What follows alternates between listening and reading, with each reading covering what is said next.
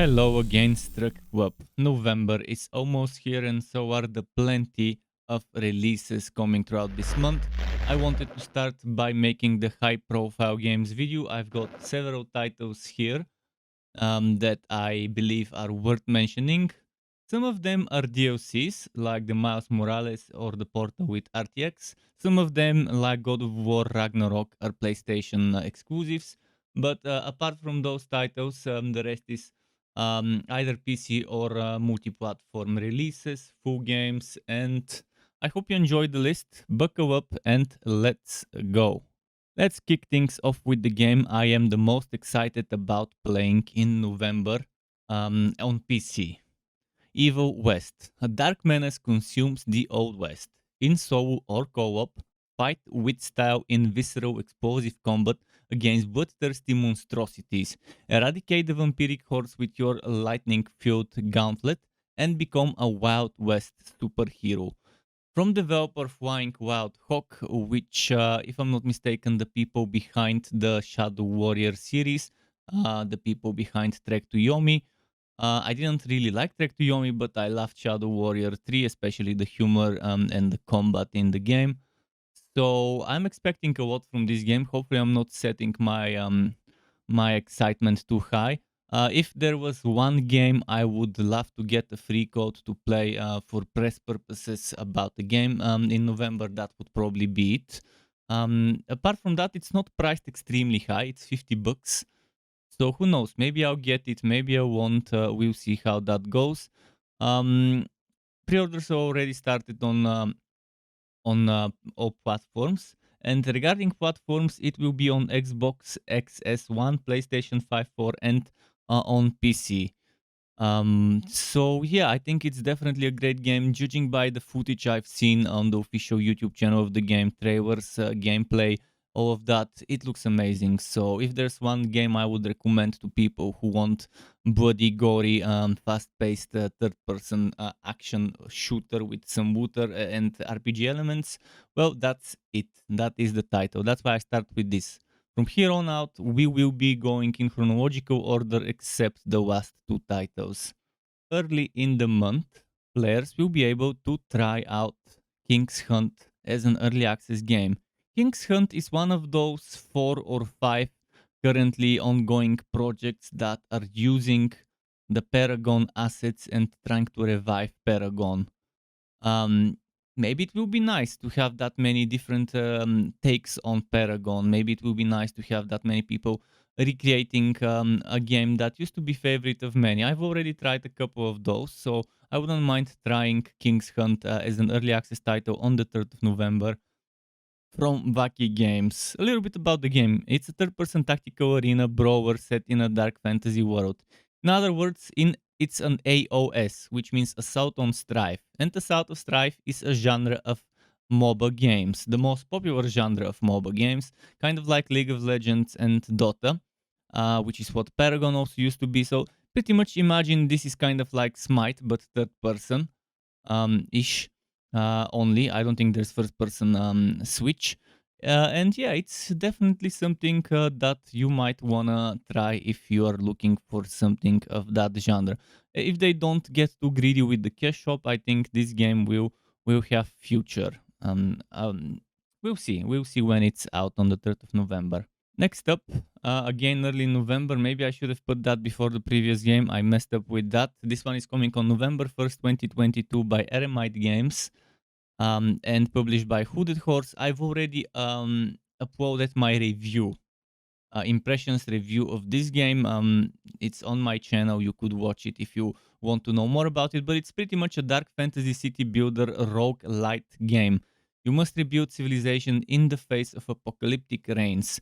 As the Queen's Viceroy, lead humans, beavers, lizards, and harpies to reclaim the wilderness and secure a future for civilization's last survivors.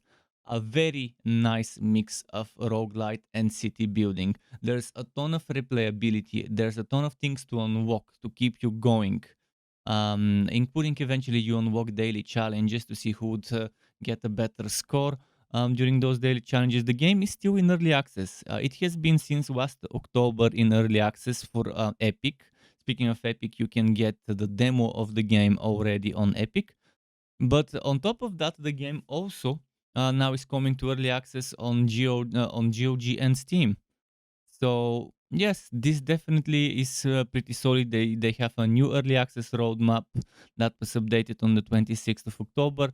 So yes, if you want to know more, watch my review of the game, and you can even read it on my website streckweb.xyz. But overall, it's another game I strongly recommend. I really loved. Now, Beneath Uresa is a game that I really liked playing the demo some months ago. And speaking of the demo, it's still playable on Steam. And as far as I could tell, and could find information, it is only launching on Steam, this game, on the 3rd of November as an early access title, developed and published by Broken Spear Inc., which makes it a true indie game. It's a fighting roguelike deck builder, and it takes you deep within the city to confront your foes. As a strategist, choose your cards, upgrades, and artifacts wisely, but as a fighter, turn their positioning to your advantage. There is a nice companion system that adds a little bit of depth to it. There's also level ups in that companion system. And there's forked system. It has been improved. I mean, how you upgrade a card? Do you improve it with more damage, or do you improve it with more damage until the end of the fight? We'll see. I mean, there's a ton of stuff. There's a ton of stuff, different forks of how to upgrade each card when you upgrade it. Different companions. Overall, it's kind of unique in the way how the combat is happening in this game. Not your typical deck builder turn-based fighting game when it comes to tactical games. So I think this stands out, and I think it deserves to be in the high-profile games video, and it deserves all the attention it can get, because I believe it's a sleeper hit, just like Against the Storm. So Beneath Uresa, 3rd of November 2022. And there's another 3rd of November 2022 release, WRC Generations, the FIA WRC official game. If you're into rally racing, then this is one of the two most popular, I guess, game franchises. This one is the official game, unlike the Codemasters one, which has been the longest running one. So rise to all the challenges of the most comprehensive, realistic and demanding rally simulation ever developed. Dive into the heart of the action and drive the cars from the 2022 WRC Championship, including the new hybrid models. Developed by KT Racing, published by Nacon. As you could expect from such a game, there will be online co-op, online PvP elements against others to compete. It's coming on Steam and Epic, and most likely some other PC platforms. Then there's the Xbox Access One, PlayStation 5, 4, and even Switch. So yes, if you're looking for your next racing game, if you like rally racing, this is the game that you probably wouldn't want to miss. Moving on to another potential sleeper hit. In fact, the developers of this game are developing two games which are slightly different but based on the same mechanics and skills and so on. This is Soulstone Survivors. The developers are also making a game that has a similar name called Rogue Soulstone. But that's coming in 2023, whereas Soulstone Survivors is coming on the 7th of November 2022. There is also Soulstone Survivors Prologue, free to play, since August 26, 2022. So you can try out that Prologue as kind of a demo, introduction to the game. Developed and published by Gamesmithing Limited. True indie game. True indie developed and published by the same company. It's an action roguelike 3D bullet hell with a very nice skill system, a lot of depth when it comes to how you build your characters, how you develop them. So if you're a fan of the kind of vampire survivors genre, that type of bullet hell action roguelite, then that's the game you might want to keep on your list for November. There is already a solid development rogue, Soulstone Survivors development roadmap. And there's gonna be increased skills, like a lot of skills will be added. For the full release, they want to have 345. In the pre-work, there were 45. In the early access, they're planning on having 142 skills. Maps in the pre-work 3, in early access 5, in the full release 10. Words of the Void, Provoke 2, Early Access 8, Full Release 8 plus. Characters, Provoke 3, Early Access 14, Full Release 21. Weapons, Provoke 6, Early Access 20, Full Release 105. And with runes 0, 20, 48, curses 0, 10, 23. Skill trees 19, 19, and full release you don't know what, but most likely 19 plus. Achievement 0, early access, they haven't released how many, and full release but maybe if you go on Steam, it already might have leaked the achievements.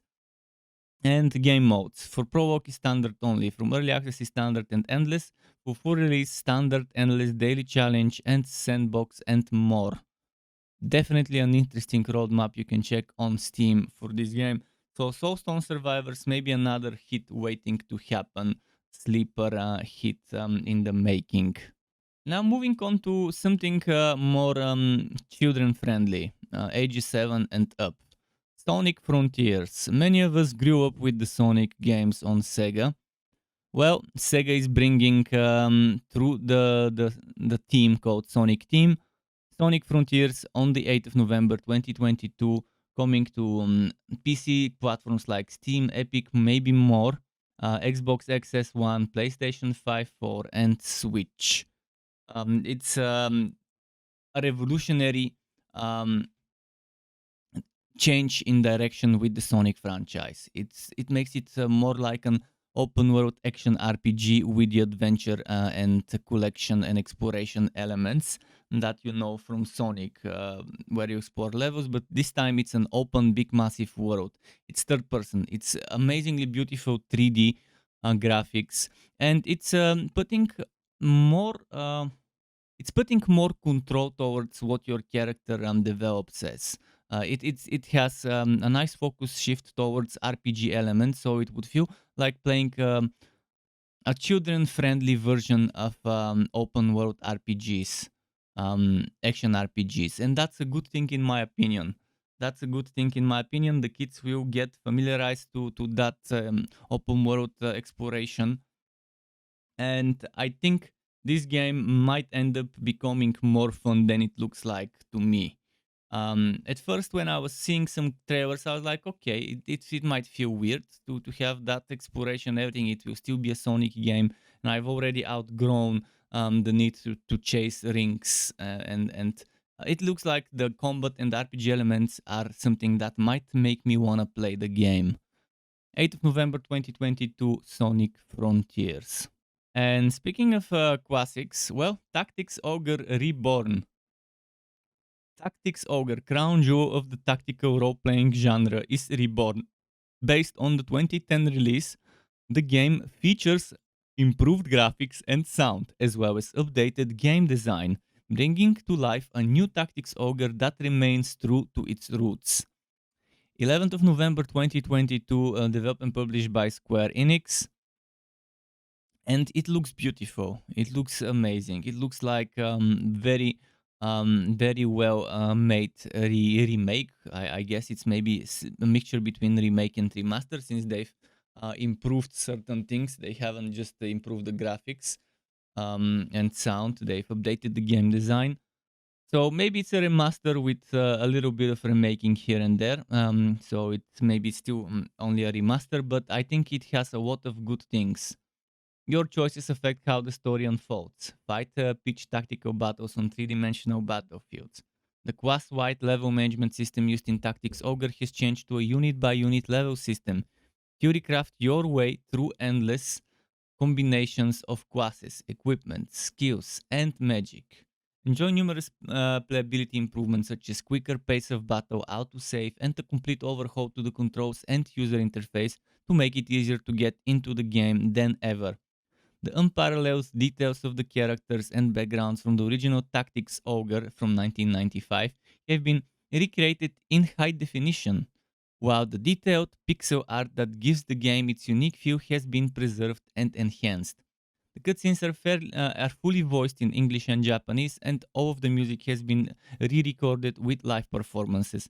The voices bring new life to the complex motivations of the characters that make up the factions and shifting political alliances of this epic story. When you advance far enough in the game, you unlock the world Taro, enabling you to travel back in the story with the power of your forces intact. And this is an incredibly useful feature in a game where your choices have such a huge impact on how the story unfolds. If you wonder what a different choice would have led to, now you can find out. Traveling back isn't limited to the story. The Chariot Taro lets you rewind up to a certain number of moves during battle. In a game of tactical battles where a single mistake can mean the difference between victory and defeat, you can play without worrying that you back yourself into a corner. So yes, pretty much we will enjoy a wealth of endgame content such as the 100 level powers of the dead, a world of endless stories and intrigue awaits.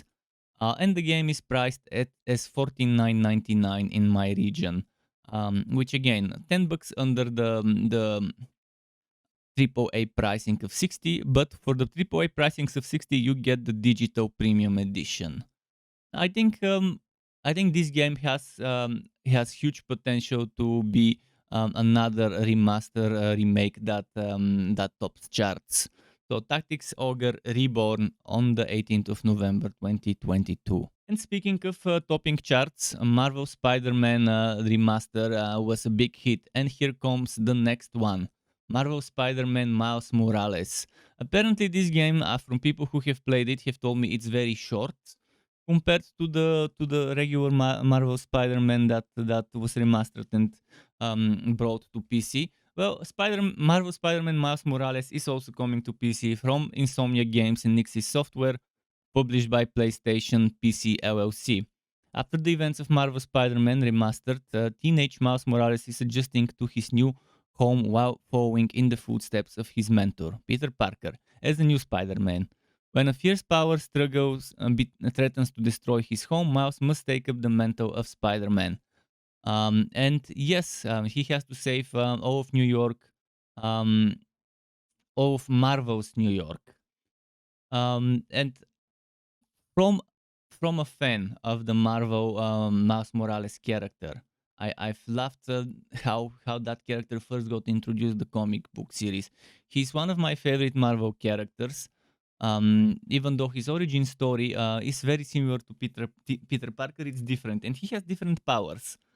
So it's definitely nice experience to know that they're allowing us to play this character in a game this early after its inception several like 10 years or so ago. I really love it. As you have seen in the Marvel's Spider-Man remaster, visually it looks beautiful with the optimized graphics, with the ray tracing, with ultra wide monitor support, also controls and customization. So this game definitely you should expect the same things as with the Marvel Spider-Man remastered, except maybe if what people have told me that this game is super short in terms of main story, maybe doing all the side things and exploring more rather than rushing might be the way to play this game. 49.99, it's not full 60 bucks, but 50 bucks is still not a small price if the game is as short as they tell me it is. Well, now we're moving on to something based on the Gungrave, I guess, anime universe, manga anime universe. Gungrave Gore with dots, G.O.R.E, without a dot after the E. Gungrave Gore is a stylish third-person action shooter by South Korean studio Iggy and published by Prime Matter. In this game, you take on the role of Grave, a gunslinger of resurrection and badass anti-hero of your dreams, mowing down tons of enemies in a gory ballet of bullets. So, as the titular gunslinger of resurrection, you become the badass anti-hero of your dreams. Style on your foes with guntastic stylish combat. Stylish third-person shooting meets close-range martial arts, creating seamlessly flowing action as you crush your enemies in a gory ballet of bullets. Utilize your unlimited ammo, Cerberus Pistos, and your transformable Evo Coffin to unleash devastating combos in pursuit of maximum damage and style. Strap in for a wild ride, an epic and emotional story of vengeance, love, and loyalty, with more than 12 hours of gameplay in the story mode for Gungrave fans and newcomers alike. Go on an epic adventure across Southeast Asia, based on real-life locations with a dark, futuristic twist. Again, $50, $49.99. If it's just 12 hours of story, maybe that's a little bit overpriced, but it sure looks beautiful in trailers and screenshots. So whether the gameplay and visuals would justify that price for just 12 hours of story, I guess time will tell. November 22nd, 2022 is the release date. Speaking of justifying a price, Warhammer 40,000 Dark Tide. It's okay. It's $39.99, but um, it's gonna be a tough recommend. After playing the playtest, I was I want to stress out capital letters, extremely disappointed from Fat Shark when I'm comparing Dark Tide to Vermintide 2, which I was an avid fan and I pre-purchased and I played for a long time with friends before I stopped playing it. This game, imagine Imagine the game has hands and puts on sandpaper gloves, and then it sticks both of those gloves in your asshole. That's pretty much what this game would feel like to a casual, regular player. The very first easiest mission on the very first easiest difficulty. And my team was getting obliterated at the final boss fight. First of all, the game is extremely dark, even increasing brightness and gamma. It was extremely difficult to tell what was happening, and what I'm seeing in the trailers was not what I was seeing on my screen. On the trailers, it looks a little brighter in most of the times than it actually was. Then there's the performance. With a 1060 6 GB, I was very much fine in Vermintide. In this game, oh boy, would you have problems if you have a potato GPU. Um, I was having 20, 30 FPS most of the time, sometimes 40, but even then it was with those upscaling things. So even with the upscaling, we couldn't get a stable 60 FPS. And it didn't look that great and beautiful because I had to get everything to WoW. And then there's disappointment of how certain classes played. Things that I saw in the training, I didn't have access to right away. And maybe it will be nice for some of you masochistic people out there, but if you're not a masochistic person, if you're a casual player, stay away from this game like the plague that is. That is the how should I say, the bet optimization and the extremely punishing and unreasonable combat, even when compared to Vermintide 2, which was already extremely punishing and demanding from the player. Now we have a kind of a DLC game, Portal with RTX. Portal with RTX will be coming in November, and it was promoted by Nvidia in their unveiling of the 40,000, the 4000 RTX series. Relief the critically acclaimed and award-winning Portal reimagined with ray tracing and the groundbreaking AI accelerated performance of Nvidia DLSS 3, which is poop, and the best responsiveness with Nvidia Reflex. Start thinking with Portals with RTX on. Free DLC for Portal owners coming this November. They're not saying which November, and they're not saying whether it's to only Steam or to any Portal owners. Is Portal in fact outside of Steam, it being a Valve game? Let's assume right now it's just for Steam owners. The good thing about it is you don't need to have a 40,000, a 4000 NVIDIA series, nor do you need to have maybe a 3000 series to experience it. But if you want ray tracing, obviously you would want a 3000 or 4000 series GPU if it's NVIDIA that we're talking about. So yeah, if you wanted to experience Portal with ray tracing, well, this November you would have the chance to do so. And the final game in this list is a PlayStation exclusive, PlayStation 4 and 5, God of War Ragnarok. I loved playing God of War on PC. I really loved it. It was amazing. And I'm expecting just the same amount of amazing stuff, even more, from God of War Ragnarok and from trailers that I've seen and from leaked footage. I can tell you that it looks like my guesses and expectations would be nice. As a PC gamer, I would have to wait maybe a year and a half, if we're lucky less, but most likely we won't be lucky, before we can get to play Ragnarok. But you, lucky PlayStation 5 gamers, although having to pay 70 instead of $60 is hardly something I would want to call someone lucky. But at least you can get to play the game, even though you're being extorted 10 more bucks than the game should cost. Santa Monica Studio making this game for PlayStation, um, releasing on the 9th of November 2022. For the first time, you would be able to play as Atreus, and you would also be facing historically accurate or realistically looking Thor, not the Thor from Marvel with the abs and everything and the bodybuilder physique, but more of a strongman looking Thor, kind of like the strongman champions from the northern European countries, from the Norse countries. And Freya, as we know, she wants our vengeance against us for killing her son. So you would expect her to be either getting the other gods to fight us or fighting us ourselves or both. And as the name Ragnarok suggests, that's the event that ended the reign of the gods in Norse mythology. Would that game result into that? Would the game end as the gods being completely defeated and the humans starting a prosperous reign now? We'll see. There's a lot to explore. I mean, I don't want to tell you too much stuff that might be potential spoilers based on mythology, but if you're interested, there's plenty of places where you could read what the myths and legends say about Ragnarok. In any case, trailer footage, leaked footage of Atreus gameplay from China, leaked footage of fighting as Kratos versus Thor. You could still Google those, you'll find them.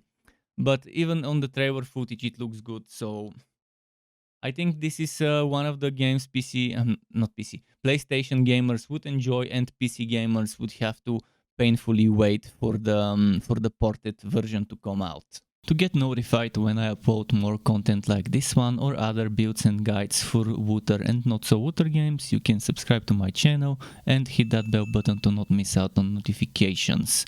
As well as keep in mind there's something called memberships on YouTube, which lets you be a paying member for my channel to get access to perks such as emotes and badges made by me, as well as the option to get one-on-one tutoring for the very basics of Adobe Photoshop, Premiere and After Effects.